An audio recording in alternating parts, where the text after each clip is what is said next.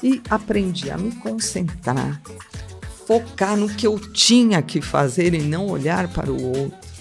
O que ele ia fazer, nós éramos muito diferentes. Então era uma coisa totalmente um contraste, né?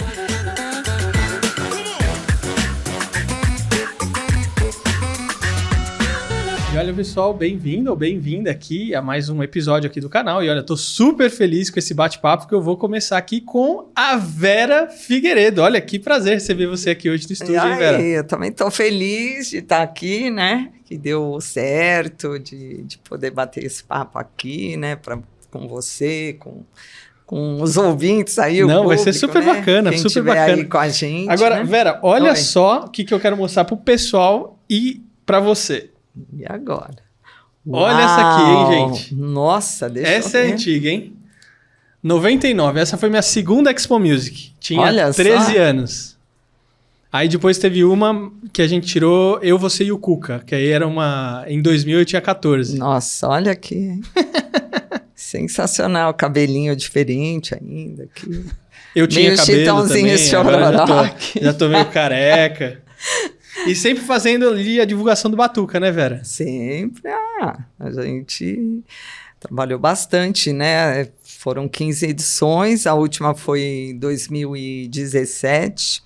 E tô aí tentando retomar, né? Pra gente dar continuidade. Precisa, esse porque é um evento maravilhoso. É maravilhoso. É. É maravilhoso. Nossa, e você teve a oportunidade de trazer tantos caras, assim, Foi, referências, assim, foi, aqui por Brasil, sim. que, sim, se não fosse você, não fosse o Batuca, É. esses caras não tinham vindo aqui pro Brasil.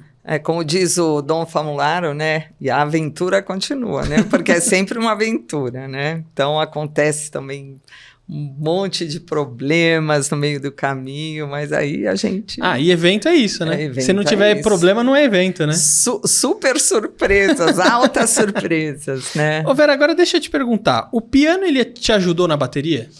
Sem dúvida nenhuma. Né? A hora que a minha ficha caiu, porque eu estudei piano clássico no Conservatório Santa Cecília, né, em São Paulo, que é ali na Pompeia, né? E paralelamente eu tocava bateria, né? E gostava mesmo de bateria, né? Mas a minha mãe sempre, né, me disse, né? A Renata, ela falou, não. Então foi meio que uma negociação, né?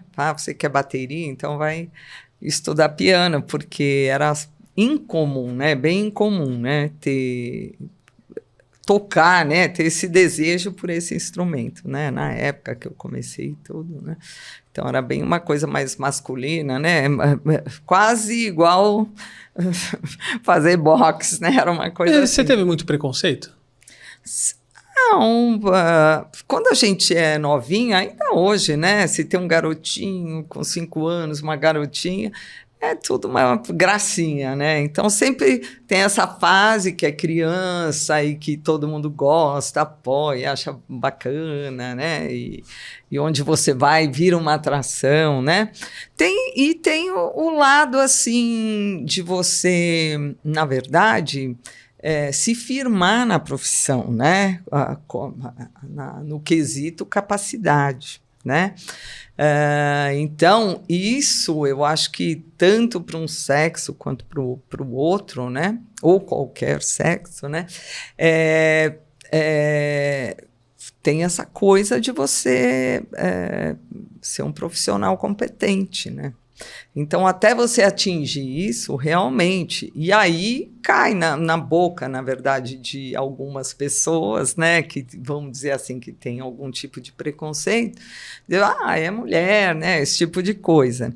Então, já aconteceu isso, né, mas hoje eu nem sei o que é isso, aliás, nem dou bola para isso, assim, né, mas aconteceram coisas do tipo, como também coisas favoráveis, né, situações favoráveis, que também tinha, não, é legal ter uma mulher na banda, e uma mulher que toca, né? Então tem essa questão. Então não é só uma mulher ali para ser figurante, né? ou porque é jovem, bonitinha. Tipo, então, é a mulher que vai fazer a dancinha ali que acompanhando o grupo, não é isso, né? E aí tem essa outra questão, né, que é a parte também visual, que também ajuda em certas situações, né, e tal. E claro, né, como sempre foi um tabu, né, principalmente lá atrás, hoje tem muita baterista aí no mercado, né, lá no IBVF também a gente tem alunas, né? Eu adoro, minhas alunas são demais e tal. Mas tem essa coisa, né? De você precisar estudar e ser competente, ser profissional, tudo isso, né? Senão não adianta. Pode ser mulher, pode ser... E criança também. Eu mesma, com criança, quando eu vejo uma criança, eu lembro de mim, né? Que era desde os 2 anos, que já ficava lá... né? Tô batucando, infernizando a vida da mãe, do pai, né? Em casa, mas aos 8 anos eu estava tocando lá minha bateria direitinho e tal, né? Então eu vejo crianças hoje, né? Super, imagina, com 4, 5 anos, né? A gente tem uma aluninha lá que tem 6, tudo bem, mas é assim, iniciante, né? Mas ela toca e canta, né? É coisa simples, mas é interessante. E tem outras que você vê aí pela internet que já estão barbarizando, aí, né? Com técnica, com né, velocidade e tal, uma coisa incrível, né? Então, mas eu vejo eu falar assim, isso vai passar. Né? E às vezes quando as crianças são assim, né, super dotadas, né, com QI elevado, tudo isso, né, às vezes chega com 13, 14 anos, aí perde até... Então acontece muito. E não dá sequência. Não dá sequência. Que coisa. Eu tenho um aluno que é incrível, ele é Flauzelino Júnior, né, ele tem até uma produtora bacana. E ele era novinho, ele já fazia as gravações, fazia de baixo, guitarra, teclado, fazia tal, fazia umas super produções. Então, ele tinha esse dom também de fazer a produção, a edição e tal. Ele continua tocando, mas ele tem uma empresa, né, hoje, que faz... Com esse foco, né? Então, ele era incrível, assim, né? Então, acontece, né, que mais tarde, às vezes, a própria vida, né, leva como foi a minha, assim. Uhum. Eu nunca pensei, eu vou ser músico, né? Tá. Mas eu gostava desde pequenininha mesmo, porque na família não tem músicos, né? Então, foi uma coisa, assim, meio chocante, assim. Mas por que justo bateria? Da onde saiu isso? Da onde tirou, né? Da onde tirou isso.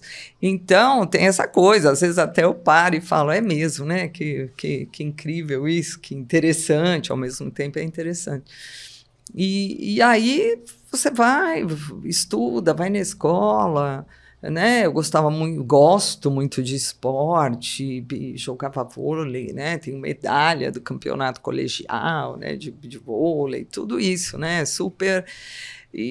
Mas aí sempre ali tocando com os amigos, as amigas e tal, né? Mas chega uma hora que chegava as férias, eu comecei a ficar triste, né? Porque todo mundo ia embora, não tinha com quem tocar, né? Aí eu falava, puxa vida, aí que eu comecei a ver que aquilo fazia falta para mim, né? Essa parte, né? E aí, com 16 anos, eu estava aí tocando, ganhando meu dinheirinho em banda de baile, né? Fazendo tudo, né? Bailão, carnaval, tudo, né? Tudo que...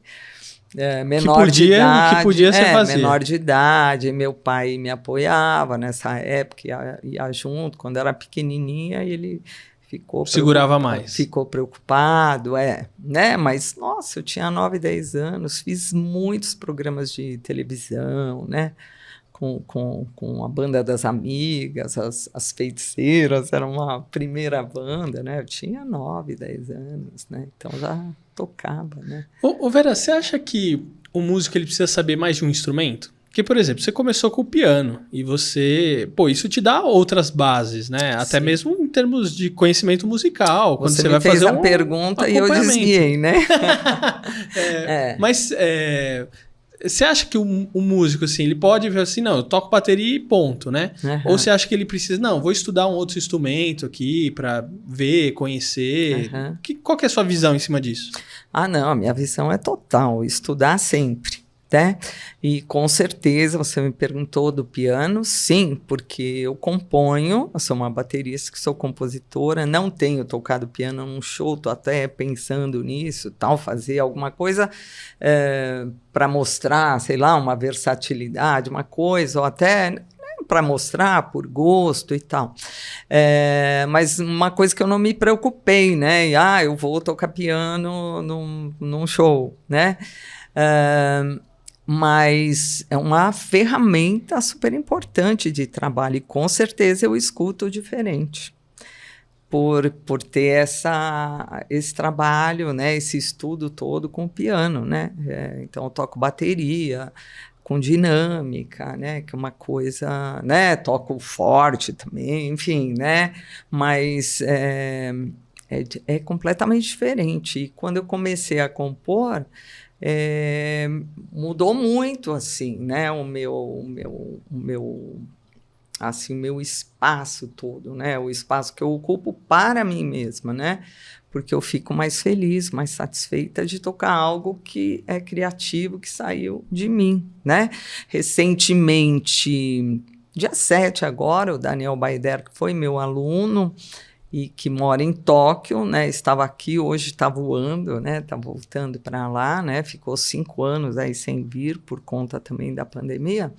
Ele é um multi-instrumentista, além de saber operar com estúdio, mexer e tudo, faz as trilhas, faz tudo, né? Então ele grava o baixo, teclado, ele faz tudo, né? Então ele tem e toca bateria, uau, né? Então ele tem né, uma cabeça, fala cabeção, né? Uma visão diferente, né? Por exemplo, eu gosto muito do Phil Collins, né? Pronto. E, cara, dá pra ver, assim, até mesmo em termos de sensibilidade, sabe? Total. Do que às vezes o cara que só toca batera e... Então tem uma diferença mesmo, muito, né? Inclusive essa semana, por coincidência, né? Tava passando um show do Phil Collins na escola, né? Ao vivo em Paris, né? Nossa, esse show é fantástico. Que é um show assim... E tem uma coisa, né? Que eu acho que ele sendo músico, né? Ele é compositor, é maestro, tudo, né? Ele faz questão de deixar os músicos tocarem, né? Isso é uma coisa, né? Não sou só eu, fica a banda ali e tal. Não, é uma participação, aquele Nathan East, que é o baixista, que está em todas, né, também, né, com Eric Clapton, disco de ouro lá com Michael Jackson, enfim, né, e por aí vai, né. Andrea Bocelli, você vê ele em várias gigs aí, super gigs, né, mas é um cara, imagina, com uma carreira embasada, né, então eu acho essa coisa de estudar, nossa, super importante você saber o que você faz. Não tem coisa, né? Eu peguei uma época, né? E meus colegas, né? Eu era, nossa, mais novinha, com 20 e poucos anos. Aí tinha meus colegas que tinham 50 anos já, né? E que não tinham nada disso, né? Não tinham essa visão, né? E tanto é que o baterista era ritmista, né? Chamava de, ele acompanha, fica aí, né? Não é músico, né? Tem as piadas, né? Do baterista, os músicos chegaram, né? Você deve conhecer, né? O baterista chegou, não, os músicos chegaram. Tipo, o baterista não é músico. Né? E não tem coisa mais horrível que você tá fazendo um ensaio, né? Hoje tudo bem, a gente escreve, faz tudo, né? Fazendo um ensaio e você não saber, né? Os músicos conversando e você fica boiando, né? É coisa horrível. Teve um trabalho que eu fui fazer que eu achei super interessante, eu não vou nem citar aqui, mas aí eu fui fazer e tal, e aí me deram os VS e tal, os VS. Aí eu falei, tá legal, aí eu escrevi tudo, né? Que tinha coisas que eu não conhecia e tal, fui escutar, tal, escrevi tudo, né? E quando né? Aí trabalhei, dei uma estudada com os VS, né? Não sei se o pessoal sabe, né? O que é um VS, é tipo uma gravação para um show, música por música, que tem um metrônomo ali, que é um reloginho, né, para nós, e tem coisas gravadas, né, em cima, né? Às vezes tem vocais, às vezes tem metais, às vezes tem percussão, depende muito do qual é o trabalho, né, e tal. E então aí vieram me entregar uma pasta, né? E aí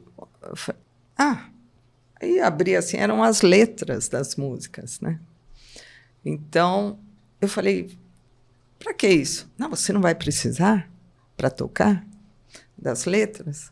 Não, tá tudo aqui, ó. Eu escrevi tudo, não preciso disso. Então, o baterista anterior, ele escrevia em cima das letras. Tudo bem, é um caminho, né? Mas é uma coisa que eu, na hora, eu falei, uau, nossa, né? Que não faz parte do meu mundo, isso, né? Então, achei estranho, mas eu entendo, né? Que as pessoas têm que resolver a vida de algum jeito.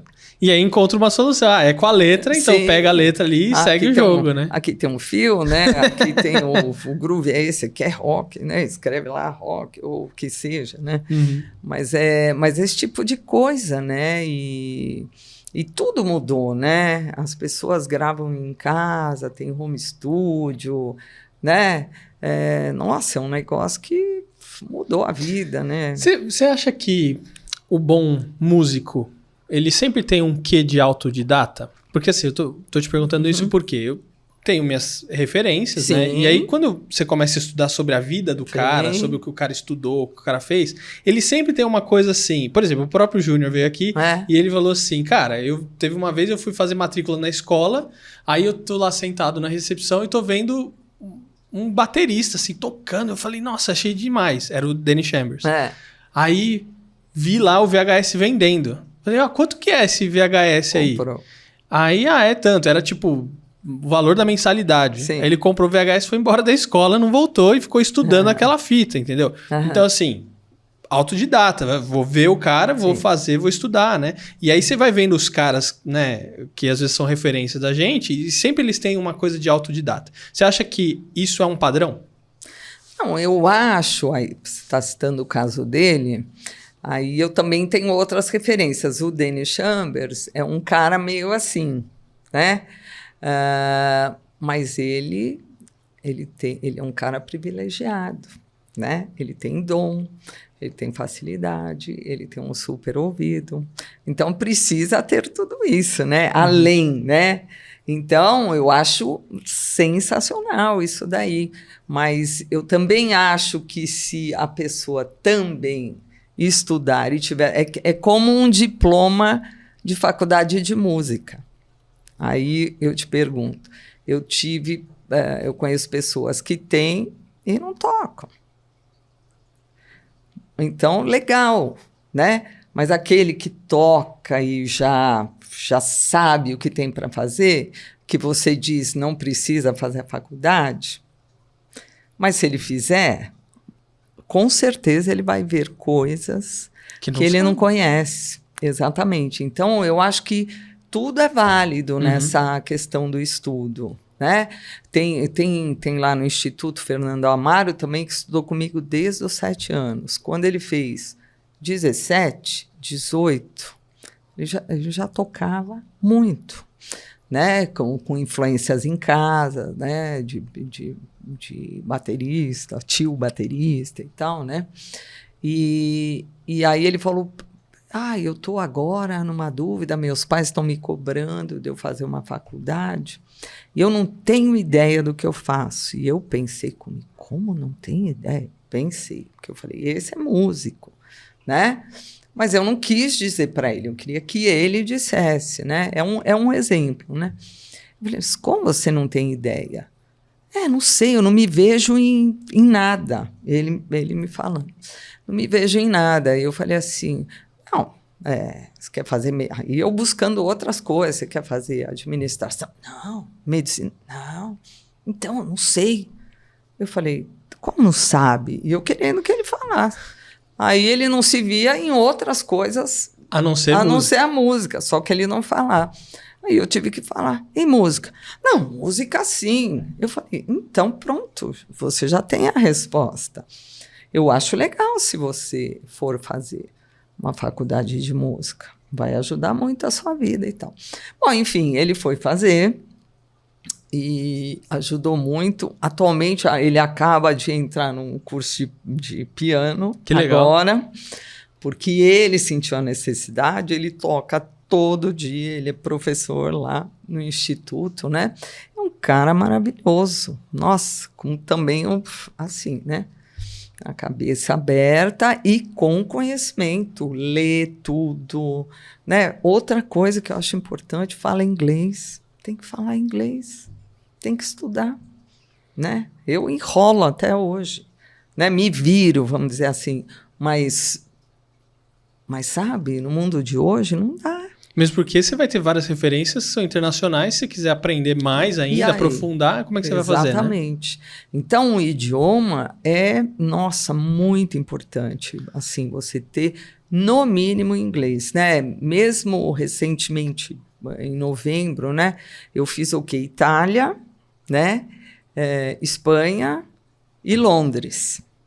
Então, aí você cai nessa coisa. Bom, e aí, preciso de tradutor para tudo? O que eu posso fazer? Eu corro atrás, entendeu? Então, na Itália, eu já estudei italiano, não fui mais para frente, mas eu falo um pouquinho. Então, eu chego lá, eu me preparo, eu faço até um texto lá. Então, se eu não falo tudo, mas eu falo. Fiz a minha clínica, dei aula. Na Espanha, aí o espanhol, tudo bem, eu falo bem fluente, assim. E em Londres também, eu fui fazer. Então, você prepara, né? Fico, às vezes, um pouco preocupada com as perguntas, nem às vezes, de não entender, de não escutar, né? Tem aquela queda auditiva, uso protetor pessoal, que é importante, né? E, então, eu acho isso para você também se colocar no mercado. Porque, né, é a mesma coisa que você fazer um ensaio e não saber o que está acontecendo. Você está no meio de pessoas que estão falando inglês e você não entende nada. É horrível isso. É uma situação que eu já passei e é horrível isso, né? Ô, Vera, agora você comentou do dom, né? E aí você tem essa questão de uma pessoa que às vezes tem o dom e talento, tipo, ouve um negócio, né? Tipo, ouvido absoluto, ouviu, já sai tocando e tal. E você tem, do outro lado, as pessoas que vão pelo esforço. Sim, vai lá, estuda, senta, treina, ensaia, pá, mas também chega lá. Chega lá. E aí eu vejo que tem pessoas que têm o dom e o talento, mas isso acaba deixando elas preguiçosas. Porque elas falam assim, não precisa estudar. Porque é tudo fácil. Que faculdade, que não sei o quê. Isso aí eu já sei e tal. E aí a pessoa vai perdendo e ela não percebe. E aí a pessoa que se esforça chega na frente do que a pessoa que tinha o dom e o talento. Você vê isso também, não? Totalmente, né? Eu tenho uma aluna, também não vou citar nomes, eu tenho uma aluna que tem 12 anos, né? Vamos dizer, ela está lá, acho que uns 2 anos e meio, mais ou menos. Ela fazia aula com o Fernando, depois veio para mim, foi depois da pandemia e tal, enfim. Tudo bem, né? Só que ela, ritmo nenhum, não escuta nada. Não escuta, né? Você pega um pum, pá, pum, olha, que é o grave, aqui é a caixa. Vamos lá, vamos fazer, vamos dançar, né? Que eu danço às vezes na aula com ela. Dançar mesmo, danço assim, não dançar, mas claro, entendeu? Claro. E ela, mas para que isso? Vamos lá. Aí você vê aquele pé, né? Tudo fora e tal, aquela coisa, né? Nada, né? Travada, fora, né? Putz. Então, eu peguei ela desse jeito. Nesse estado, né, que eu falo. Eu falei, bom, o que eu tenho? Eu tenho que fazer um trabalho aqui com ela. Ou seja, ela está ouvindo agora, entendeu? Então, claro que... E eu até acredito que ela vá muito mais além, se ela continuar e tal, ela vai muito mais além. Então, às vezes, eu tenho que explicar para os pais que eles querem um resultado e não tem, né? Então, falar, olha, ela sai do trilho, ela sai fora e ela vai, né? Vai com fé, tudo fora, cruzado e tal, e vai com fé. Eu falo, vamos escutar. Então, eu sento com ela, vamos escutar. Então, ela está conseguindo hoje fazer um negócio, né? Muito legal, né? Então, a gente está tocando músicas que ela está dando conta, né? Então, eu acho também o trabalho, né? Esse trabalho de professor, tudo, não é só fazer com cara que é bom, é fácil, né? Você já toca material, enche ele de coisa, ó, vamos ver o que ele vai absorver, o que ele vai trazer de volta para você na próxima semana e tudo isso. Mas você pegar um trabalho assim... Pega um aluno que não liga o CRA com CRE, meu, já era. Não faz o básico, né? Não consegue. É aí que está o desafio, né? Pá! Aí você fala, como é que pode? Então, é um desafio. Eu curto muito essas coisas porque eu falo, puxa, que legal, né? Salvei mais uma E você vê alma. uma evolução, né? Eu acho que o gratificante do professor é você ver essa evolução. E aí vem um outro desafio também, Vera, que é o seguinte, porque às vezes não dá para você formatar um padrão para os alunos, né? Porque cada aluno tem um jeito, tem uma dinâmica. Então, às vezes você pega assim, eu ensinei esse aluno desse jeito, eu vou ensinar o outro aluno do mesmo jeito. Sim. Meu, não vai rolar. Né? E eu acho que esse é um problema das escolas, não estou falando de escolas de música necessariamente, mas a escola de maneira geral. Porque você põe um professor lá, ele vai ensinar tudo do mesmo jeito, aquele monte de aluno lá. E tem professor que sai falando, acabou, tchau, toca o sinal, vai embora. E o que se exploda em faculdade tem muito isso, né? Eu acho assim, a aula de instrumento é individual. Para mim, não tem qualquer instrumento, sabe? É individual. É uma dedicação e justamente cai nisso que você acabou de dizer.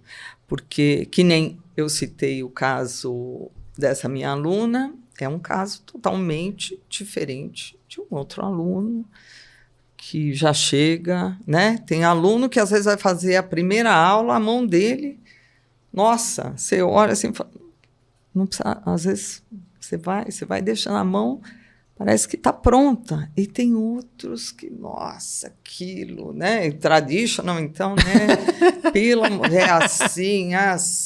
É uma dificuldade, né?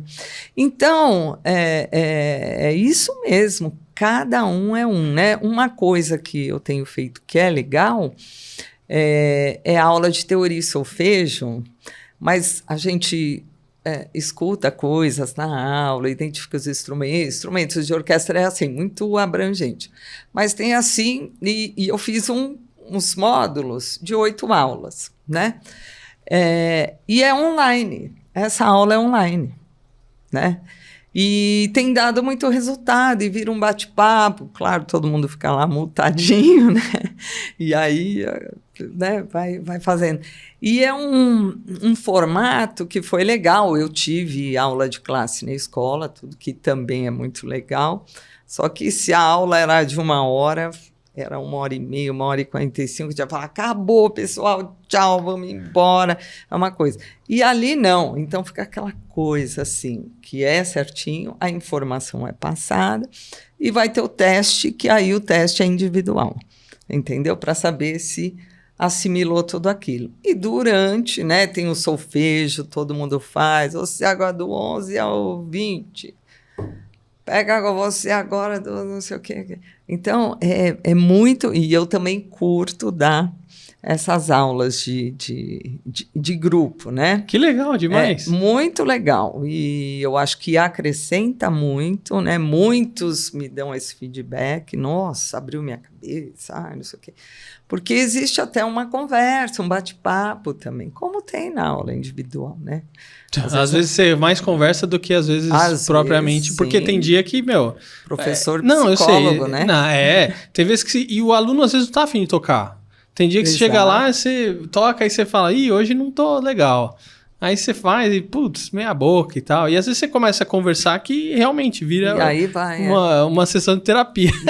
Mas e a gente também, né, que vai criando esse outro dom, né, esse dom sensível, né, o aluno chega, eu olho e fala, ih, o que aconteceu, né? Eu já olho aqui, né, você já vê que tem alguma coisa. Às vezes não tá bem, né? Não tá E bem. às vezes entra num espírito e sai num outro. Eu acho que é legal também, né? Que a aula transforma também, né? Muito, super, né? Ô Vera, você se considera uma empreendedora? Então, as pessoas me veem muito dessa maneira também, né? Mas isso, olha, em 1993 surgiu quantos anos atrás, né? Faz as contas aí, André. 1993 surgiu uma oportunidade, né? E eu vi assim que faltava, eu senti a necessidade, a Vera, de ir num evento, de ir num workshop de bateria, né? Eu senti essa necessidade. Em 1993, uma amiga minha, que é a Ruth Teixeira, que trabalha com artistas até, com atores, mais com atores e tal, e atrizes, né? Faz essa parte de socialité, né? E tal. Ela me ligou e ela é de Santos, né?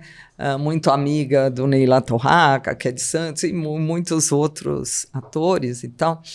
E ela me ligou e ela falou, ai, Vera, olha, que eu estou aqui na prefeitura aqui de Santos e tem um baterista que veio para cá, pela Unicef, vem dar um curso aqui, mas aqui eu estou na prefeitura e ninguém tem nada aqui sobre ele, não sabem nada, não tem uma foto, não tem um release e tal. Aí eu falei, peraí, que eu tenho uma amiga que eu tenho certeza que vai poder me ajudar. Da época do fax, né? Então, o pessoal sabe que é um fax, né? Um documento que você colocava aqui e saía do outro lado para outra, fazia a leitura, né? E saía do outro lado, né? E aí eu falei, mas quem é esse baterista? Um tal de Billy Coban, né? Ela falou desse jeito, um tal de Billy Coban. Eu falei, um tal de Billy Coban, você não sabe, ele é um deus e tal. E aí falei com ela rapidamente, falei, o que você está precisando? Um release e tal, não sei o quê. Tá bom. Então aí nós já fizemos isso, passamos o fax e tal, não sei o quê. Aí eu falei, olha, mas quando que ele vem? Vem tal, ele vem porque ele trabalha para a Unicef. E será que a gente não consegue fazer um workshop aqui em São Paulo com ele? Bom, aí já não sei, tem que ver aqui na prefeitura, aquelas coisas enroladas, Sim. né? Eu falei, tá bom, mas vê aí e tal. E aí comecei a insistir, falei, você vem? Ele falou, não vai dar, não sei o quê, não tem como e tal. Mas como é que é a agenda dele? Assim e tal. Vai ter um dia de folga e tal. Aí eu já vi um teatro na época da cultura inglesa ali de Pinheiros, que na verdade ali Vila Madalena, ali, né, bem naquele miolo hoje, né? E já vi, é possível, se acontecer, eu lembro que foi numa terça-feira. Não, tudo bem, tem o teatro para você e tal, se precisar. Então, falei, bom, já tem o teatro, se rolar é na boca do gol o negócio, né? Então, aí ela falou, olha, não vai dar, o pessoal da prefeitura falou que não dá, mas olha, a gente vai ter um jantar aí que vai ser em São Paulo, porque ele vai fazer uns programas de rádio e tal. Tá bom, quando aí você tá mais que convidada. Ok. Aí fui nesse jantar e tal, ele nem me olhou na cara na época, né? E lá na mesa, eu fui lá, levei meu primeiro disco, que tinha o Hermeto Pascoal, que ele já conhecia e tinha feito um trabalho com Hermeto, que era um vinil, né? Levei minha fita de vídeo, e levei uns presentes para ele, né? Um monte de tudo que eu tinha, e eu falei, nossa, pelo amor de Deus, vou encontrar esse Deus aí. Vamos lá, né? E aí ele nem me olhou, que eu não fiquei nem afim de dar nada para ele, nem disco, nem nada. Aí me falaram assim, acabou o jantar, ele ali, eu ali na outra ponta. Aí falaram assim, olha, você não vai entregar o seu material para ele? Eu falei, na verdade, não estou afim mais de entregar o material. Não, mas você trouxe. Eu falei, se você quiser, você entrega. Eu não vou entregar. Aí, realmente, ela pegou, foi lá, entregou o material. Aí ele, com aquele óculos dele, olhou o disco, viu lá o nome do Hermeto, aí fez assim. Aí ele me olhou, né, pela primeira vez. E eu, tudo bem. Aí eu levantei e fui lá. Aí quebrei o gelo, não sei o quê. Falei, nossa, como que eu vou fazer um workshop com esse indivíduo, né? Essa maravilha e tal. Aí eu falei, puxa vida, olha, e sobre o workshop? Já assim na porta, já saindo, sabe? E sobre o workshop, olha, você tem que entender uma coisa é o meu trabalho pela Unicef. E outra coisa é o workshop. Eu falei, tudo bem, tá bom, eu entendi. Ok, tá bom. Então, é isso. Até logo, até logo.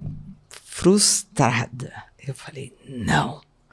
Aí eu falei, que mais? Vocês vão fazer mais o quê aqui em São Paulo? Amanhã cedo nós vamos fazer a Jovem Pan. Que horas? 8 horas da manhã, vou estar lá. 8 horas, pode vir. 8 horas eu na Jovem Pan. Então, Billy, vamos fazer aquele workshop? Que aí eu já sabia que podia ser. Mas assim, coisa de 1 dia, 2 dias, que eu ia ter que ligar para todo mundo e falar, vai ter workshop com o Billy Coban. E aí eu me lembro, na época, eu até falo aqui, que eu tinha no bolso uma quantia em dólar. No bolso, em casa, né? Que, para vocês terem uma ideia, no final da conversa, ele me pediu o dobro do que eu tinha guardado, porque eu não queria depender de... né? Eu não ia ter um patrocinador, eu já ia ter o teatro, o som, luz, que foi cedido. Eu falei, eu não ia ter nada, eu não podia contar que ia ter uma bilheteria, né? Sim. Então, esse é o primeiro empreendimento, né? Mas eu tinha esse dinheirinho que eu podia oferecer, né? E oferecia com o maior gosto do mundo e tal, e não precisava ver de volta. Eu falei, perdi, não vou ter mais essa reservinha e tal. E aí eu falei para ele, não, eu quero fazer o workshop. Você quer? Eu falei, eu estou aqui, são 8 horas da manhã, eu estou aqui, eu quero fazer esse workshop com você. Tudo bem? Vamos fazer? Ok. Quanto você cobra? Aí eu falei, Aí ele me falou o dobro, né, do que eu tinha. Eu falei, olha, eu não tenho esse dinheiro. Aí ele baixou um pouquinho. Aí eu falei, pode ser isso? Ok, pode. Pronto. E aí deu certo. Aí, esse você pode considerar que é o primeiro Batuca? É o primeiro Batuca, o primeiro evento de muitos que eu fiz, né?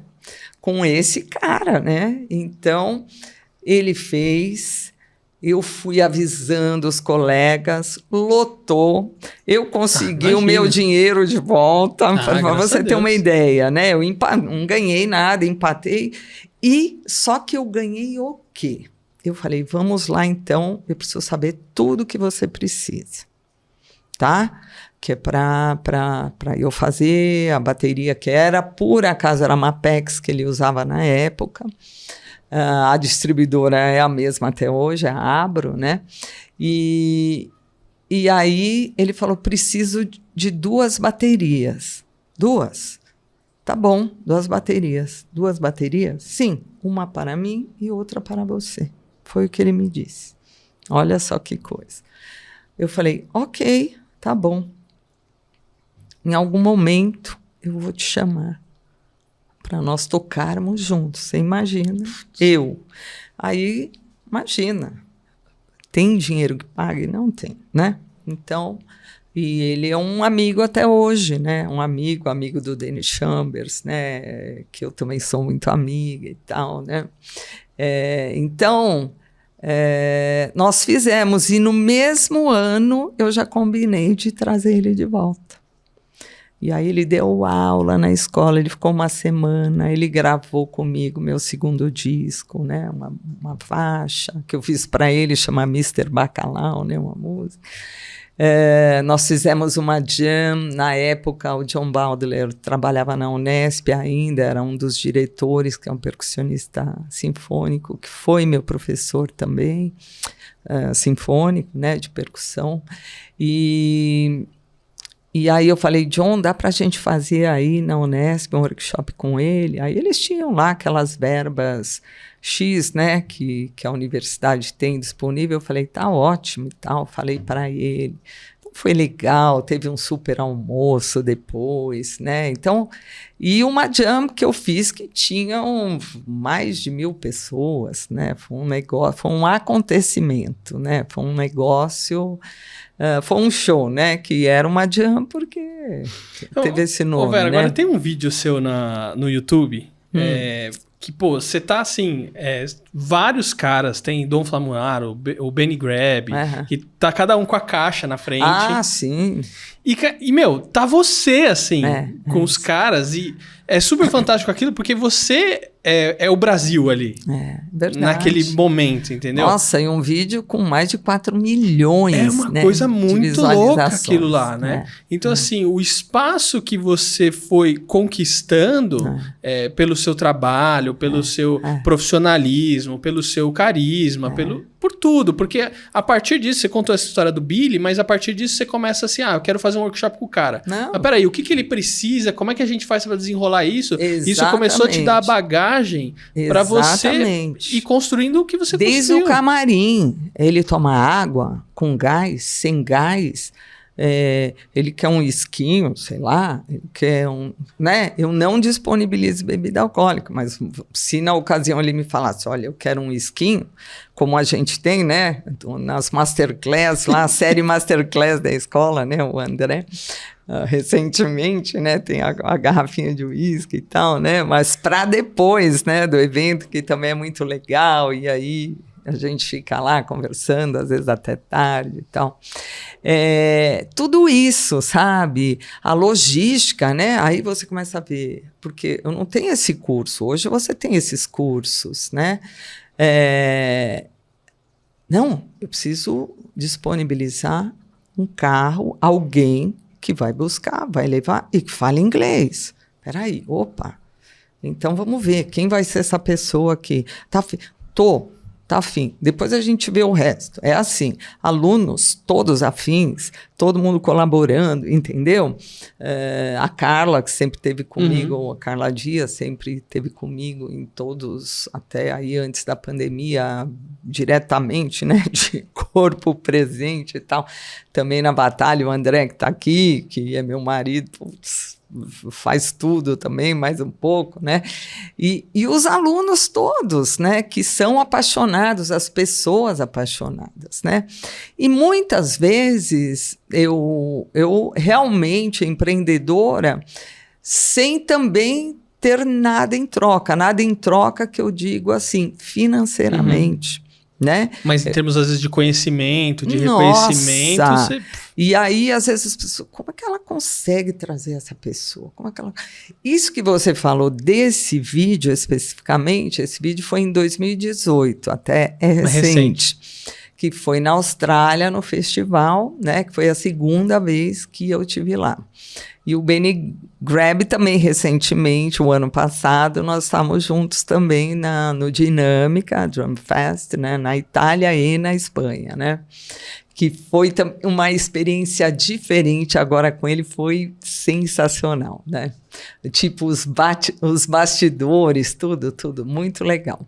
E esse vídeo da Austrália, quer dizer, eu me olho ali exatamente como você olhou, e talvez muitas pessoas, né? Com mais de 4 milhões ali de views, né? Imagina. você tá ali, tá o Alex Acuña, que é meu amigo também, Dom né? Eu não Famularo. eu tô falando aqui, mas, né? Às vezes eu nem gosto de falar, né?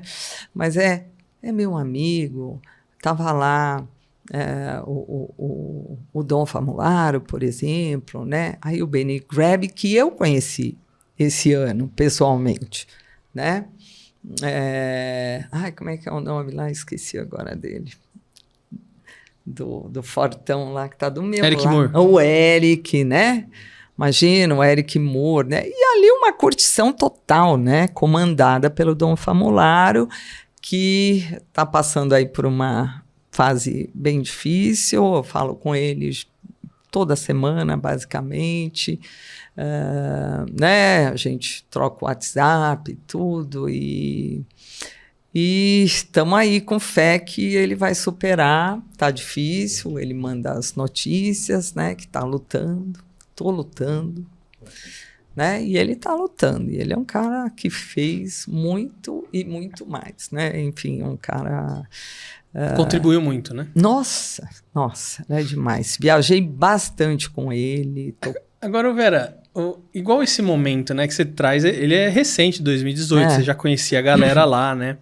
Mas qual que é o momento que você mais lembra que você fala assim, meu, o que eu tô fazendo aqui? Eu lembro... Nossa, olha, eu tô no meio desse cara, tudo não sei o quê. Qual que é o momento assim que mais te marcou nesse sentido? Eu tenho um muito forte, que eu vou te falar, mas teve a minha primeira tour, que foi com o Virgil Donati, que, na verdade, eu não conhecia. Então, que foi, na época, pela Premiere, que estava fazendo 75 anos de fato. Foi uma experiência, aquilo, para mim, uma coisa incrível. Eu tinha o trabalho do From Brasil, do segundo disco. Eu montei a minha apresentação, que me deram 1 hora antes do Virgil. E aí... Falando da logística, eu aprendi tudo aí também. Nós viajamos, eu, o Virgil, o contador da fábrica, o Artist Relation, no carro, no mesmo carro. Num outro caminhão, que era um caminhão lindo, que eu fiquei apaixonada, aquele que tem o elevadorzinho, que desce com o equipamento, sobe, eu falava, nossa, cara. Viajava o técnico de som que dirigia o caminhão e ele ia via terrestre. Quer dizer, nós fomos também, a não ser para que eu cheguei em Londres. De Londres foi em todo o Reino Unido, foi quase um mês, de segunda a sexta, tocando. Aí eu fui para a Irlanda do Norte, né, para Belfast, que era a primeira apresentação. E foi lá que eu conheci o Virgil. E aí que ele estava passando o som e eu falei... O que é isso? Então, você tem que lidar com o psicológico de ver um cara tocar daquele jeito, que ele já tocava. E eu falava que o pessoal me perguntava, era só no e-mail ou um telefonema telefone, né, fixo. Eu falei, não dá para falar, tem que levar ele para o Brasil. Não dá para falar. E não é tipo assim, vou gravar, postar no Stories do Instagram, né? Não, imagina, né? Não existia isso. E não dava para falar. E eu mesma tinha o quê do Virgil? Um pôster sem camisa dele. Ele naquele pôster sem camisa. Eu falei, deve ser, sei lá, né? Tipo Charlie Watts, né? Pensando assim, que para mim é um monstro, né? Que era um batera que fazia o que tinha que fazer, né? Ali o arroz com feijão, né? Que a gente fala, né? Um cara iluminado, né? Muito iluminado. Mas aí eu vi assim, que eu digo assim, né? Um cara de groove, uma coisa, fios, enfim. Mas chegou lá, era tudo aquilo, né? E eu falei, nossa, o que eu vou fazer? E eu preparei tudo.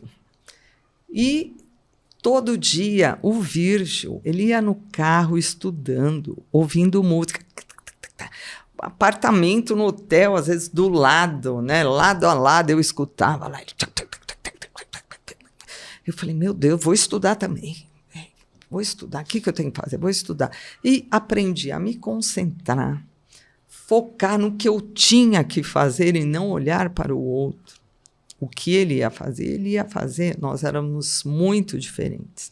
Então, era uma coisa totalmente um contraste, né? De tudo, né? E aí, era assim, o contador montava meu set, deixava pronto, o Artist Relation, que era o Lee Worsley, né, na época, montava do Virgil, deixava pronto. Os caras montavam uma bancada de merchandising que era demais. Tudo que você imagina, jaqueta, camiseta. Eu levei, ele falou, traz o que você tiver. Levei disco, pôster, eu tinha pôster no Brasil, né? Você tem que falar, quer meu pôster? Você tem que dar. Eles vendiam a 1 libra aquele pôster. Eu sei que eu saí com uma grana de merchandising na época que eu falei, nossa, fora o meu cachê que estava acertado, que era um pacote para tudo. Mas eu falei assim, nossa, o que é isso? Né? E uma outra coisa importante, a gente tocava de segunda a sexta e eu agendei para ir na fábrica no sábado, né? Então, fui lá para a cidade, o Virgil não foi, fui sozinha, fui para essa cidade, né? E quando eu chego, o presidente abriu a porta para mim. E aqui os caras não atendiam nem o seu telefonema, né? Entendeu? Você ligava, era aquela canseira, e ninguém te dava nada, né? Isso não é só para mim, para muitos colegas, né? Ou te dava aquela canseira, deixava esperando, então tudo bem, pois não, que eu posso te ajudar, pum, né? Que você falou hoje, que hoje é assim, né? O pessoal não sabe mais o que é isso não aqui, o símbolozinho de telefone. Então, eu vi que existia uma outra luz na vida e que as pessoas respeitavam você. Então, eu passei por esses momentos. Esse foi uma grande emoção de eu conhecer a fábrica toda e tal.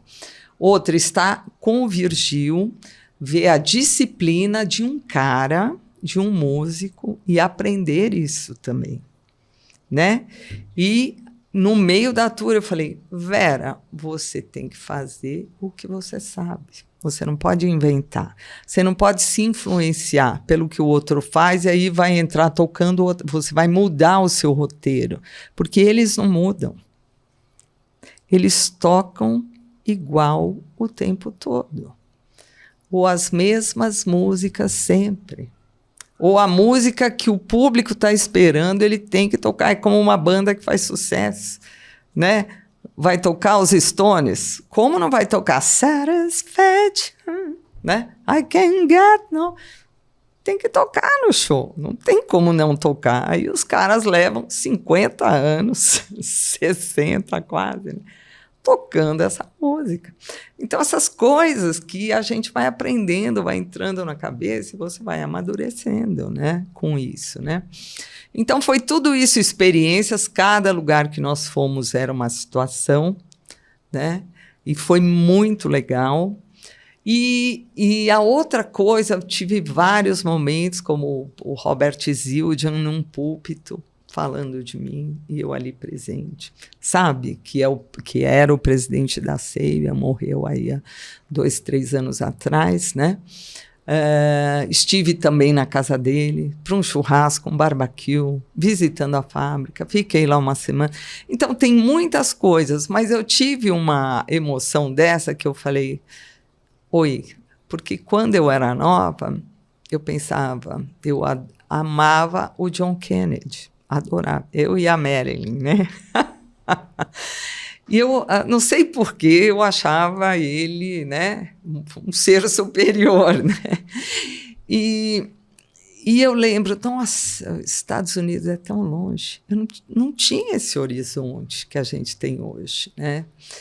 E eu falava assim, acho que eu nunca vou ir lá, né? Desse jeito, acho que eu nunca vou ir lá, né?